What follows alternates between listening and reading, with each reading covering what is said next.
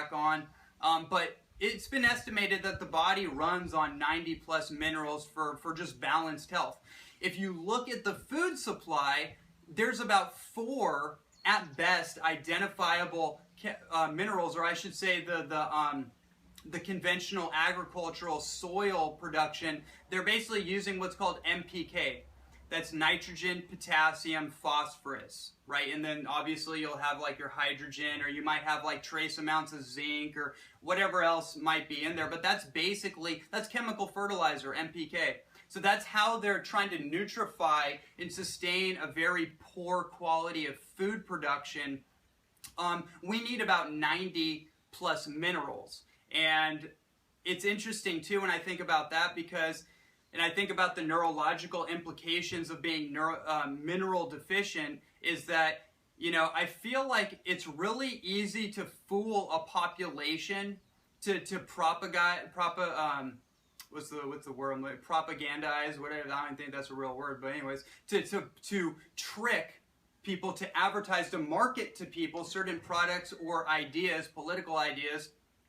If people they only have like 4 minerals in their body, it's very easy to fool somebody that's mineral deficient. But if you take somebody that has 90 plus minerals and they have all those minerals, their upfront minerals, their trace minerals, all that, their major minerals, and then they also have their ormus minerals in their body, which is a whole nother subject of this.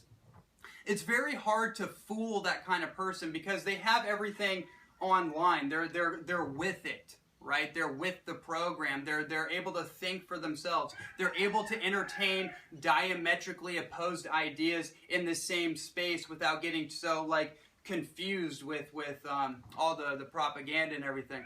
Anyways, back to the essential minerals that I want to put out there. What I would say to people is that you need to be really focused on magnesium. You need to be focused on silica. You need to be focused on manganese, vanadium, germanium, silver, gold. Gold is extraordinarily conductive mineral. In fact, that's one of the things about minerals that I feel like is really important to point out, is that these are conductive elements or substances. They help us become more conductive, right? You might notice that if you've been depleted for a little while and you start to do salt water, you take 1 liter of water and then you do maybe half a tablespoon or 1/4 a tablespoon of salt water, things start to come back online. You get a hold of your hypoglycemic tendencies. You're no longer a victim of hypoglycemia. You're not reaching out for food like you were before, because that reaching out for food, that hypoglycemic impulse that people have, that diabetic impulse that people have, it's basically a mineral deficiency, specifically chromium. Chromium is what regulates your blood sugar, right? So that's why in diabetes, you get people on cinnamon, because cinnamon is super rich in chromium. Same thing with cacao. Cacao is the #1 food, land-based food in chromium. The same with iron and the same with magnesium. Other minerals of importance would be zinc.